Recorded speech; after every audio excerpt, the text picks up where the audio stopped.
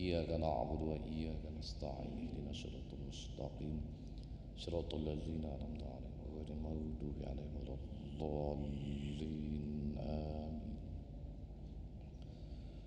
بسم الله الرحمن الرحيم. الحمد لله رب العالمين والصلاة والسلام على أشرف الأنبياء والمرسلين سيدنا ومولانا محمد وعلى آله وصحبه أجمعين. قال المؤلف رحمه الله تعالى وأدام نفعا بعلومه في دارين آمين. قال الله تعالى في كتابه العزيز قالوا سبحانك لا علم لنا إلا ما علمتنا إنك أنت العليم الحكيم. اللهم افتح علينا حكمتك وانشر علينا رحمتك يا ذا الجلال والإكرام. بسم الله وسبحان الله والحمد لله ولا إله إلا الله والله أكبر ولا حول ولا قوة إلا بالله العلي العظيم. عدد كل حرف كتب أو يكتب أبد الآبدين ودهر الداهرين. رب اشرح لي صدري ويسر لي أمري واحلل عقدة من لساني يفقه قولي. أما بعد.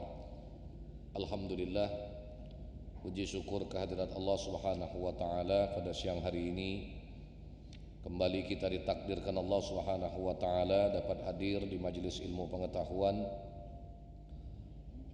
di hari yang ke-9 di bulan Rajab 1446 Hijriah. Salawat dan salam semoga tetap Allah limpahkan kepada qudwah dan uswah kita Nabi besar Muhammad sallallahu alaihi wa alihi wasallam, pada para keluarga, sahabat dan pengikutnya hingga akhir zaman. Melanjutkan pembahasan kita pada siang hari ini, faslun fi bayani kasri syahwatil kafar. Situ ya. Ini suatu pasal pada menyatakan memecahkan akan syahwat farj. Jadi syahwat farj itu artinya syahwat kemaluan. Ketahui olehmu bahwasanya menjadikan Allah akan syahwat farj bagi manusia itu dua faedahnya. Jadi ini terlepas apakah bagi laki-laki ataukah bagi perempuan. Maka faedah yang pertama, dengan dia mengetahui akan lezat jima di dalam dunia. Maka faedah yang pertama, dengan dia mengetahui akan lezat jima di dalam dunia ini, dan dengan dia mengetahui akan lezat yang di dalam surga dan nikmat yang di dalam surga. Karena tiada ada lezat yang di dalam dunia itu yang terlebih daripada lezat jima itu. Seperti bahwasanya Allah Ta'ala menjadikan sakit kena api itu di dalam dunia, maka yaitu supaya mengetahui akan sakit yang di dalam neraka jahanam.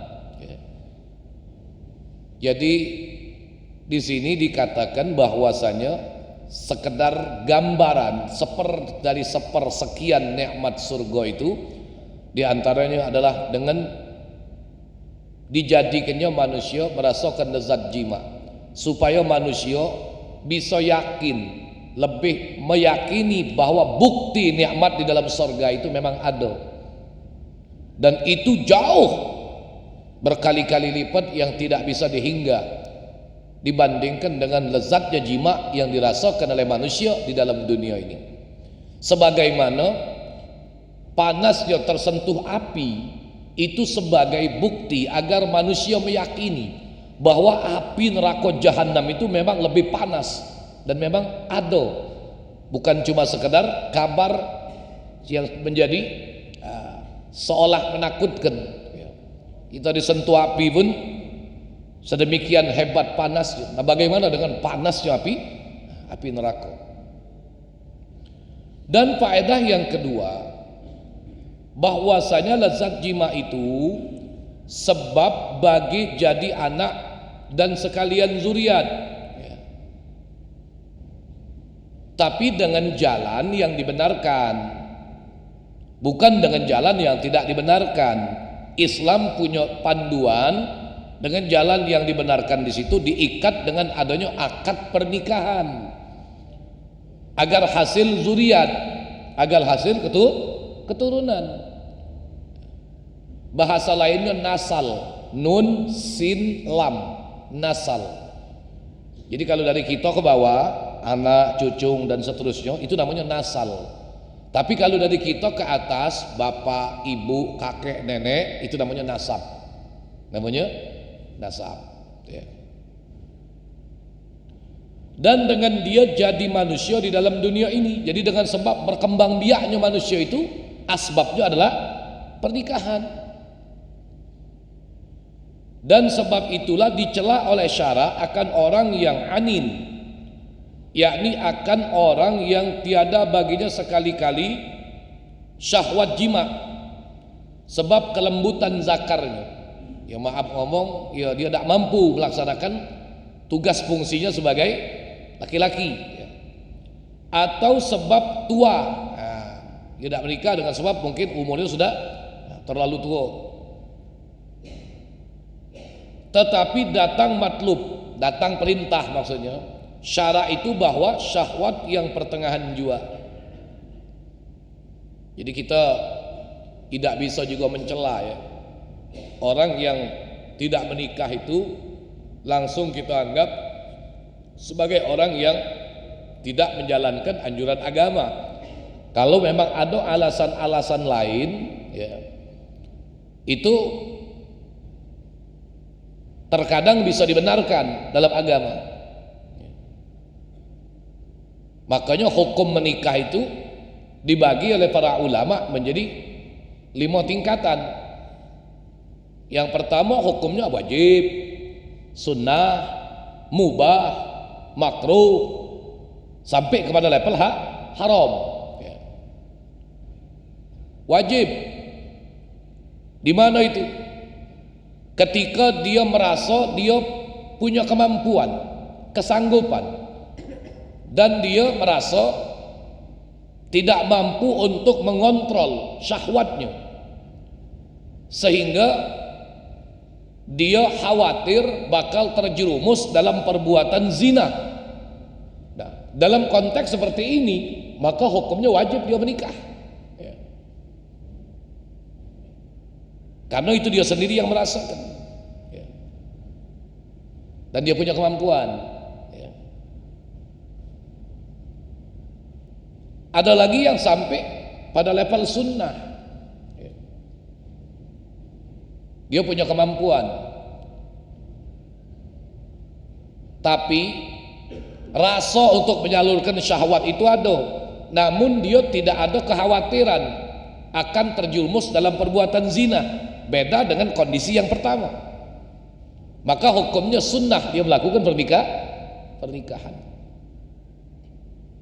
Mubah itu hukum asal, ya menikah. Jadi nikah tak nikah masih mah itulah. Nah kalau dia menikah ya jadi mubah ya. Makruh, level makruh ini hadirin sekalian, apabila dia ada kekhawatiran dia tidak dapat melaksanakan tugas fungsinya dengan baik sebagai seorang suami, sebagai seorang pemimpin rumah tangga, atau ada kekhawatiran tidak mampu untuk mencukupi secara finansial, atau maaf ngomong Pak, kalau jiwang Palembang buntu nak begini ngarepkan wong sana sini, nah makruh wong ini ya. Makruh. Baru yang kelima hukumnya haram. Kenapa haram itu? Ketika dia sudah ada kesadaran memang dia sudah tidak sanggup, atau dia merasa dia bakal bisa melaksanakan perbuatan zolim ya, tidak mampu untuk menunaikan kewajibannya sebagai seorang suami, sampai pada level haram ya. Karena tidak sedikit juga di antara para ahli ilmu yang sampai akhir hayatnya itu membujang ya. Sampai ada satu ulama yang menulis kitab, ya, kumpulan ulama-ulama yang sampai akhir hayat hidupnya membujang, ya. Jadi yang masih bujang, masih jomblo, tidak usah khawatir, ya. Iya. Cuma alasan kamu jomblo itu ngapo? Nah, kalau ulama tadi lain, ya, ada alasan tersendiri. Adapun syahwat yang sangat berlebih-lebih itu, yaitu dicela oleh syara. Ada pertanyaan, ini sudah berapa kali kita bahas, ya. Karena ini dalam masalah perkara urusan maaf ya, kemaluan, ya. Ustadz, sampai di mana nih kondisi yang dinamakan syahwat itu? Terlepas apakah dia laki-laki ataukah dia perempuan. Dan sampai di level mana yang dia dikatakan bukan syahwat, ya. Jadi kalau pada laki-laki, ini mohon maaf, kita bukan bicara cabul ini, ya. Ini kita bicara hukum. Yang dikatakan syahwat itu sampai di batas mana, Ustaz? Ayyataharrakaz zakar, apabila ada reaksi gerakan pada kemaluan laki-lakinya. Nih, dengan sebab apakah memandang, apakah persentuhan, atau dengan sebab khayal, ya. Nah, apakah dengan sebab mandang? No, begitu mandang pikirannya memang dalam hukum mandang sekali itu, ya, apa ya, boleh, ya. Nah, cuma yang ini perlu dipahami juga, hati-hati. Jangan mentang-mentang dengar Ustadz ngomong mandang sekali boleh, akhirnya budak itu gagal paham. Budak itu, aku mandang sekali Pak Ustadz, tapi sepanjang dia melangkah, sejauh dia pergi, mata aku tak berkedip. No.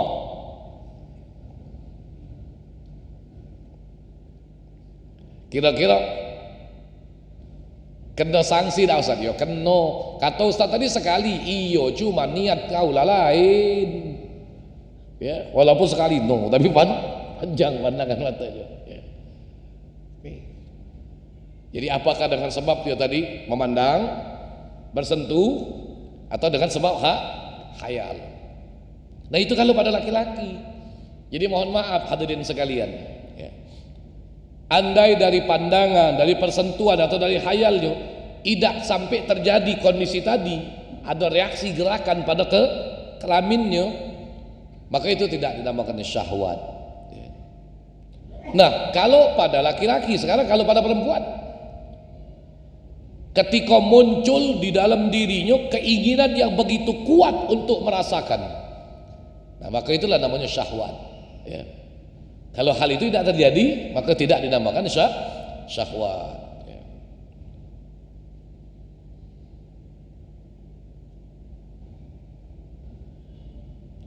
Jadi adapun syahwat yang sangat berlebih-lebih itu, yaitu dicela oleh syara. Dan sebab itulah disuruh oleh syara memecahkan akan dia dengan dua perkara. Pertama, dengan berlapar atau dengan puasa. Seperti sabda Nabi sallallahu alaihi wasallam, ya ma'syarasy syabab, alaikum bil ba'ati, faman lam yastati fa alaihi shaum, fa inna shauma lahu wija'un. Dalam riwayat yang lain ada sedikit redaksi yang berbeda, ya. Ya ma'syarasy syabab, ya, man istata'a minkumul ba'ah falyatazawwaj, ya. Nah, begitu. Artinya hai segala orang yang muda-muda. Jadi hei golongan anak muda, lazimkan oleh kamu akan berkawin. Barang siapa tiada kuasa ia berkawin, sebab ketiadaan belanja berkawin, tak sanggup, belum mampu untuk menikah. Karena tidak sedikit mungkin persiapan yang harus dipersiapkan, ya. Maka lazimkan oleh kamu dengan puasa. Maka bahwasanya puasa itu memecahkan baginya, yakni melemahkan syahwat. Dan seorang akan dia Jadi untuk dapat mengontrol, memecahkan, mengendalikan syahwat itu tadi dengan berpuasa. Kita kalau udah puasa tuh hadirin sekalian, bukan cuma sekedar syahwat ya, fisik pun agak terasa lemah. Maka itu keinginan untuk melakukan hal yang tercela itu menjadi tertekan karena kondisi puasanya tadi. Jadi ditekan oleh posisi puasanya. Dan kata Imamul Ghazali rahimahullahu taala, fa iza ghalabat 'alaika syahwatu fa 'alaika bis-shaum wal ju'i wal 'atsyi was sahari wal ghalib tadfa'u bizalik. Artinya maka apabila ghalib atasmu syahwat jima, maksud ghalib itu kuat, datang kepadamu syahwat jima ya. Nah, maka lazimkan atasmu dengan puasa dan berlapar dan dahaga dan berjaga malam, maksudnya banyak bangun malam ya. Dan ghalib tertolak syahwat itu dengan yang demikian itu. Nah, maka dengan hal-hal seperti itu maka kebanyakan syahwat itu bisa terkontrol, bisa terkendali. Dan kedua, kalau tadi berpuasa, sekarang yang kedua, dipecahkan akan syahwat jima itu dengan berkawin, menikah. Karena syahwat yang sangat berlebih-lebih itu membinasakan manusia dengan dua perkara. Jadi akibat syahwat yang melampaui batas ya, paling tidak membawa manusia kepada dua kebinasaan. Pertama, ia jadi asyik kepada perempuan yang helat. Apa itu helat? Arti helat itu halal nikah. Nah, jadi kaget akhirnya nak dekat betina terus ya. Dan yang demikian itu membawa kepada zina. Kalau sudah pengen dekat terus dengan perempuan yang helat, yang halal nikah ya, setan iblisnya di mana-mana. Ini maaf ngomong bukan cerita masalah cantik atau ganteng Pak. Kalau sudah berdua-duaan laki-laki dengan perempuan ya, maka syaitan iblis jadi yang ketiga. Atau kepada zina faraj, maksudnya zina kemaluan. Ini bukan cuma terjadi pada golongan pemuda yang belum nikah, yang sudah nikah pun kalau sudah begini kondisinya bisa terjadi. Atau membawa kepada asyik kepada laki-laki muda. Nah, asidisi lanang sama lah lanang. Jadi kepada laki-laki muda belia. Dan yang demikian itu membawa kepada liwat. Liwat itu ya hubungan melalui jalur belakang. Gawe kaum Sodom ya. Nah, kaum Sodom zaman Nabi Allah, Nabi Lut ya. Nah rupanya banyak golongan ini zaman akhir ini. Ini penyakit Pak ini. Nauzubillah. Kalau sudah terkena oleh kelompok ini, yang kena pun pacak membawa yang lain, menularkan kepada yang lain. Dan mereka ini ada komunitasnya. Jelas ini agama terang-terangan memang jelas sudah mengharamkan perbuatan seperti ini. Mereka kadang-kadang malah tidak merasa malu untuk memviralkan keberadaan mereka. Nauzubillah.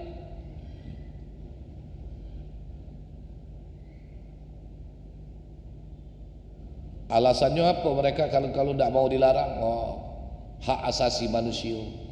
Hak asasi itu kalau tidak bertentangan dengan Al-Quran, tidak menyimpang dari petunjuk Rasulullah, itu kita baru bicara hak asasi. Tapi kalau sudah ngomong masalah hak asasi manusia, yang lain bakal kena azab, yang lain bakal kena hisab, kena bencananya, itu bukan cerita hak asasi manusia Pak.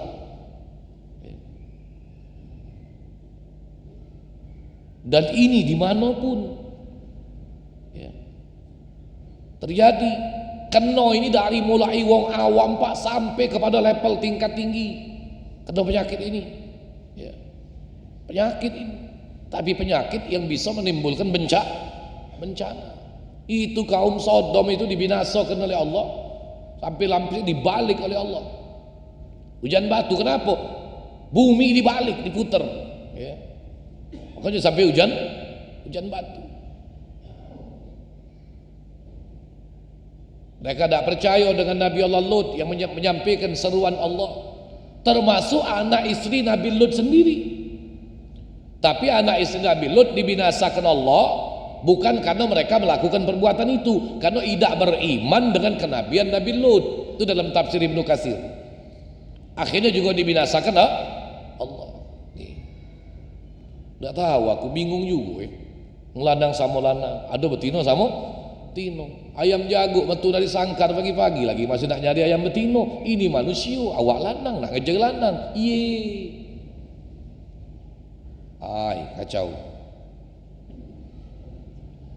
Dan adalah yang demikian itu haram, yang membinasakan akan agama. Nah, bukan cuma manusia, agama hancur karena perbuatan ini.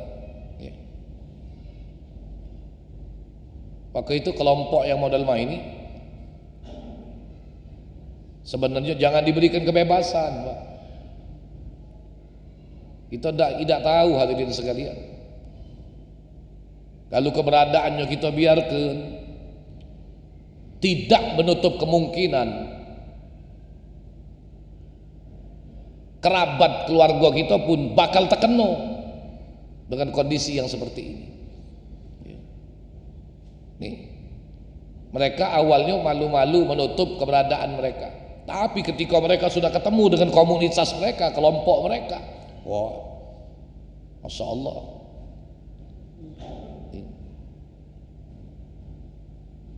Kadang-kadang ada yang beranggapan biarlah, kenapa?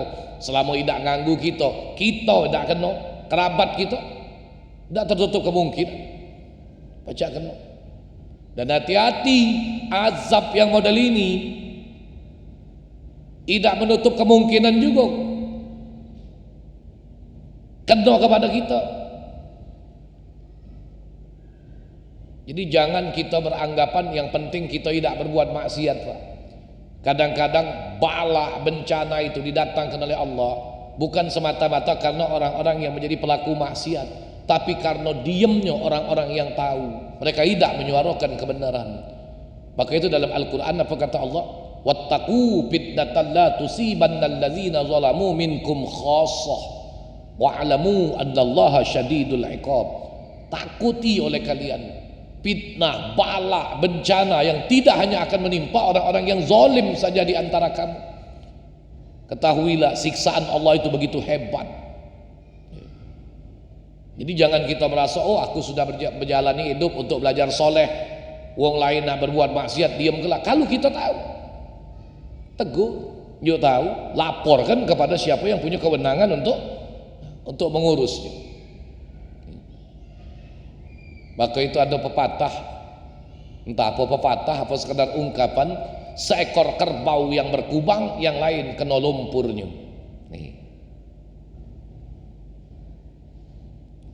Jadi hal itu haram yang membinasakan akan agama.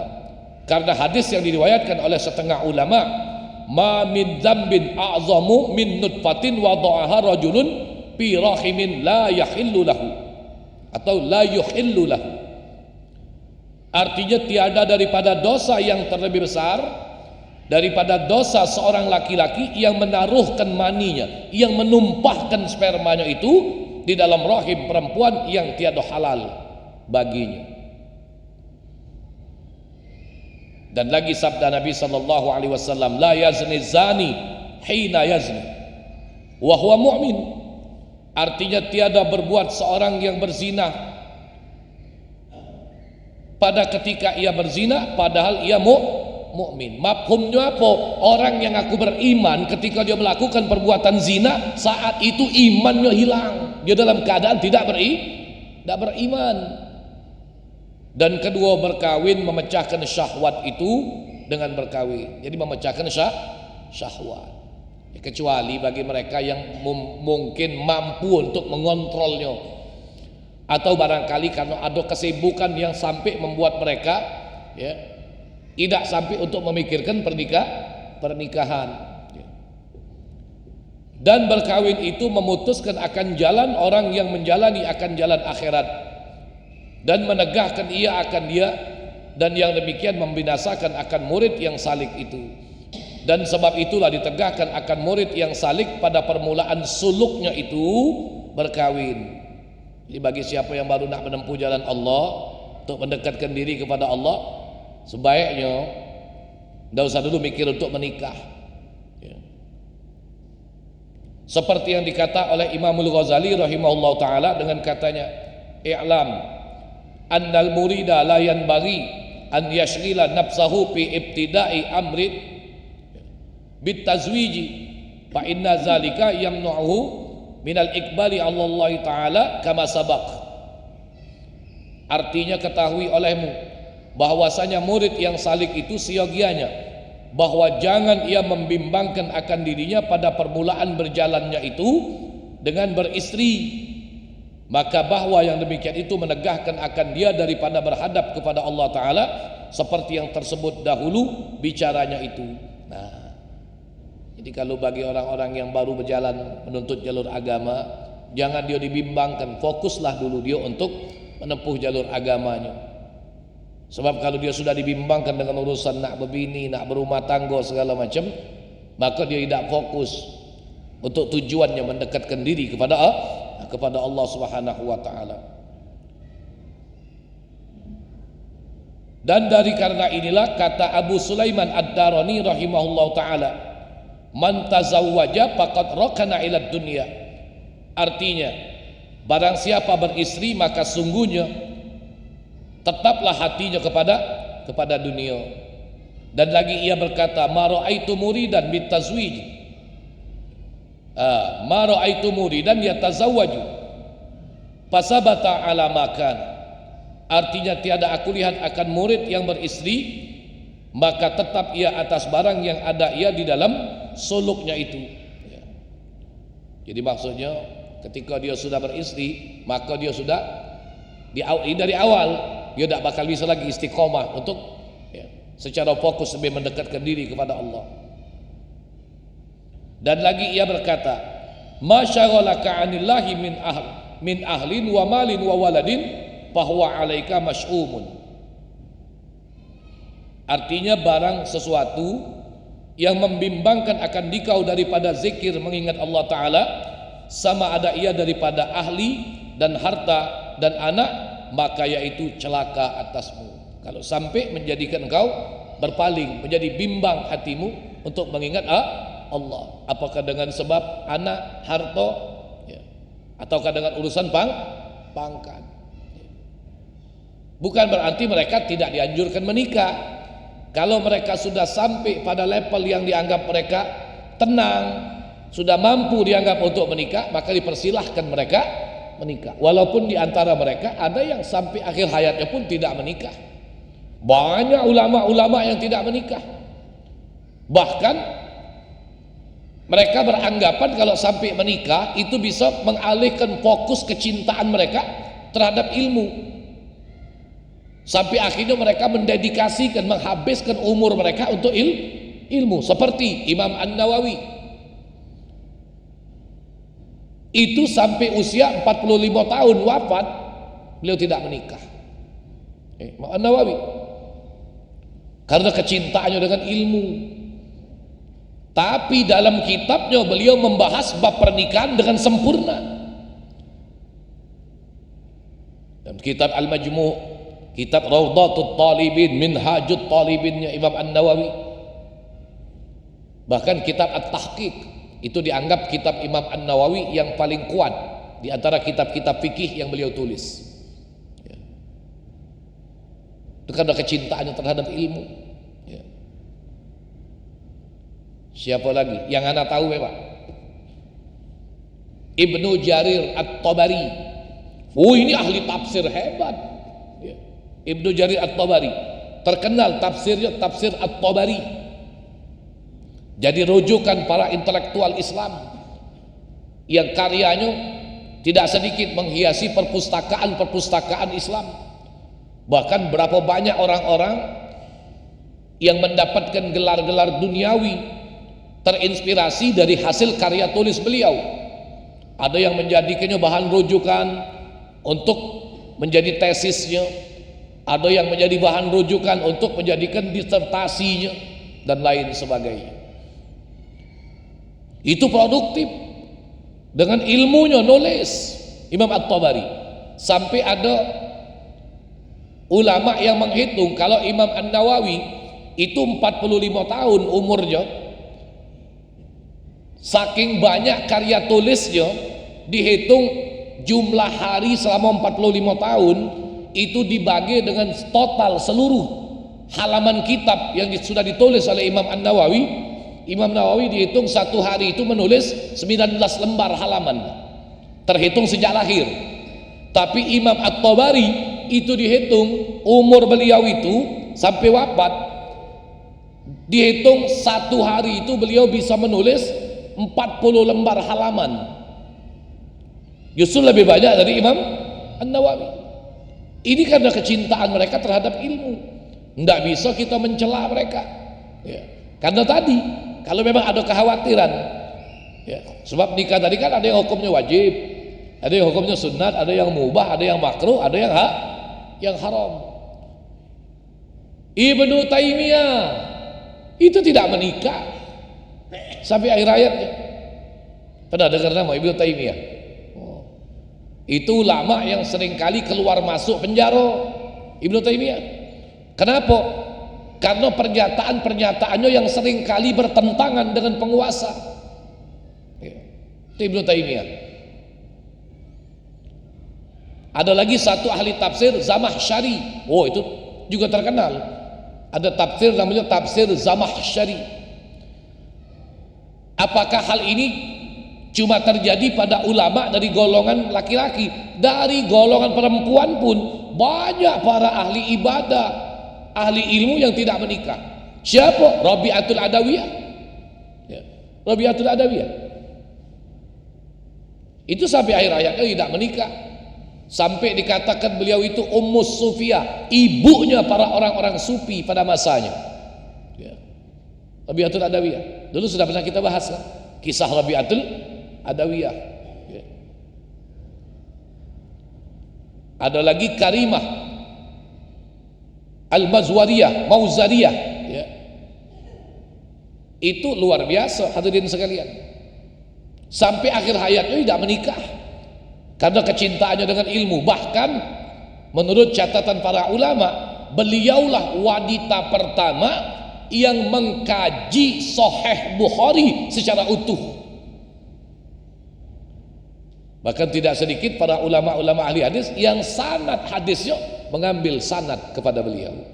Jadi dari golongan perempuan juga ada, ya, perempuan yang sampai akhir hayatnya ahli ilmu, ahli ibadah yang tidak menikah, ya.